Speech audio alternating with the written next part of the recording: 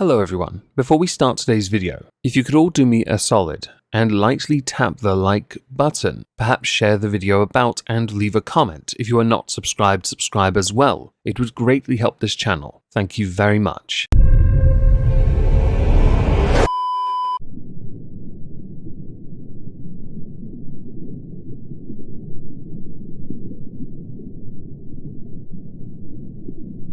Well, isn't this just fantastic?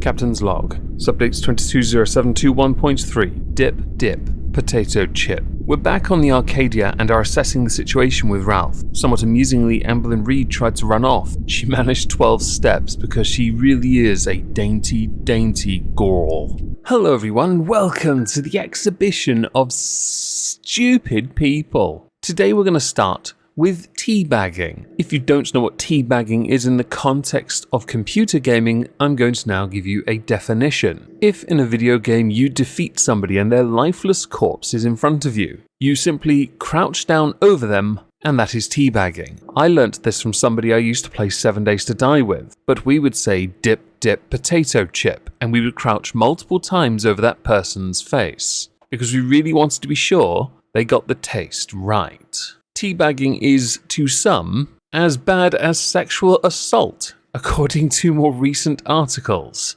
Not even a joke. Apparently this innocuous act in a video game of dominance, a sign of true masculinity, is akin to that of actual violence. Okay, tell me you're a boomer without telling me you're a boomer. Now, event organizers have, for a tournament, decided to ban an entire team for partaking in the teabagging. The game in question is Apex Legends. What happened was, well, there's a clip for it. One person teabagged their own teammate, and this is somehow ban-worthy. I'm now going to play the clip from Twitter that I've ripped off Moist Critical because I couldn't be asked to go find it. Twitch, the Terra Day, appreciate you sticking around. Yo!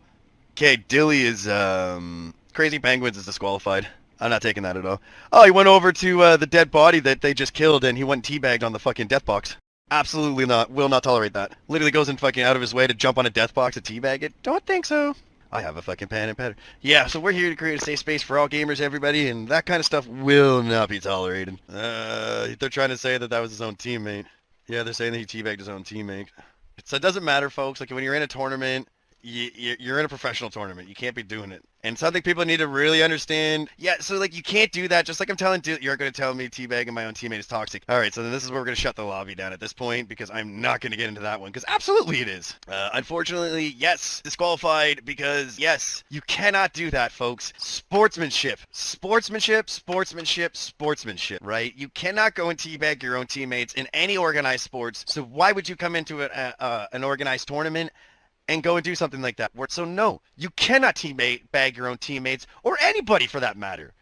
Do not teabag teammates in the future. Just because you can hide behind this and get to use this little thing, you're not going to do that in the real world, so don't do that. Now, if you heard some of the crap coming out of the event organizer's mouth, the one thing you really get from it is, fuck me, he's woke. He has really latched onto this idea that to teabag is to violate another person, to pass off something as equal to real-world crap.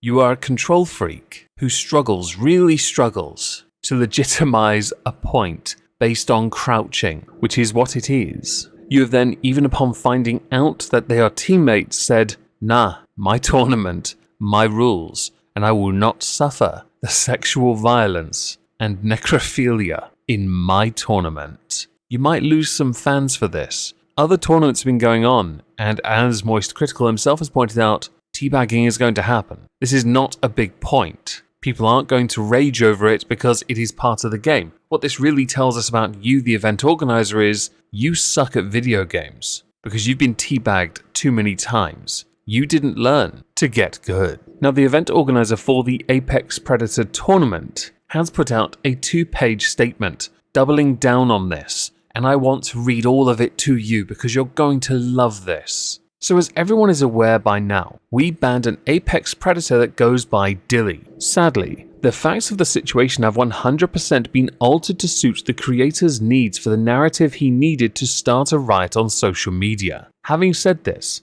let us get into this and go over the facts at hand. Dilly was verbally disqualified in the moment of his unsportsmanlike conduct, dip dip potato chip, but was allowed to finish the tournament and received his payout as second place finisher. During the tournament, the Shoutcaster owner commented on them being disqualified for the unprofessionalism they showed. The ban at first was made in the heat of the moment, which we do apologize for. But we reviewed it after the completion of the stream and were going to unban him so he could participate again.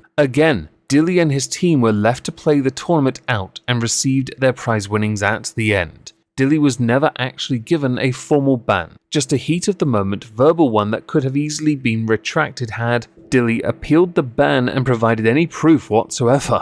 Unfortunately, Dilly provided no such proof other than to mention in-game chat that it was a teammate. What you have seen on Twitter was him taking the time to go into his own broadcast, clip what he needed, fabricate content to slander our tournaments, and push it to friends to widespread instead of reporting things properly. Furthermore, the only thing we received from Dilly was an obscure message stating how terrible we are. Having said that, we were willing to ignore the admin abuse he sent as opposed to banning him to rectify the heat of the moment commentating. Having said that, a few times now, one of our members sent us links to forum pages and other social media platforms where Dilly goes on a rant about the heat of the moment decision using friends in influential positions to post on it to make a stir. He said there were no rules in place during the tournament, but that is false, as we do have rules in place. Having said this, we acknowledge that our rules are broad and don't speak specifically to the act itself. Oh, so they're nebulous, so you can implement them in any way you see fit. How pathetic. We are currently reviewing them so it's easier to understand and apologize for the inconvenience we have caused due to this.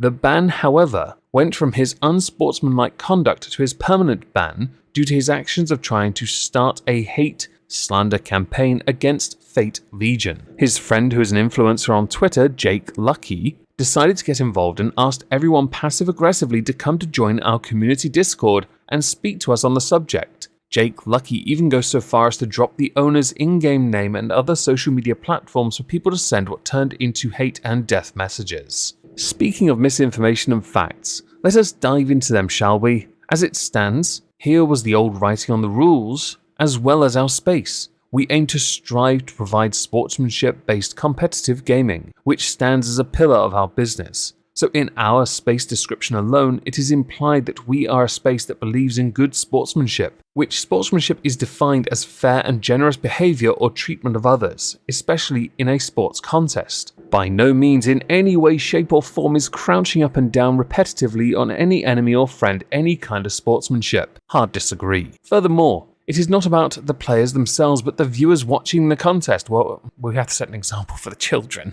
As well, studies have shown that toxic behavior in gaming such as teabagging and shooting bodies is a contagious event that will not stop due to the fact that it has always been around, so it is here to stay. Don't you shoot in Apex Legends? Do you want to just ban the game? Wouldn't that be easier? Then you don't have this risk of toxic behavior. Fuck me, you're dumb. This makes it a package deal that makes the action in general toxic due to the back-end nature that is used to demoralize players due to a lack of skill. Get good, scrub. When players perform the act, they usually accompany it with a negative wording to put the other player down regardless if they can hear it or not. The only thing this action does is try to assert one's dominance over another. How is this kind of behavior condoned? You're playing a competitive game, and that's what you take away from this? You're trying to assert your dominance anyway. You colossal melt! It saddens me to see high-end influencers and gaming media outlets posting stories on this with no fact-checking at all. The spread of fake news has gotten so bad and out of control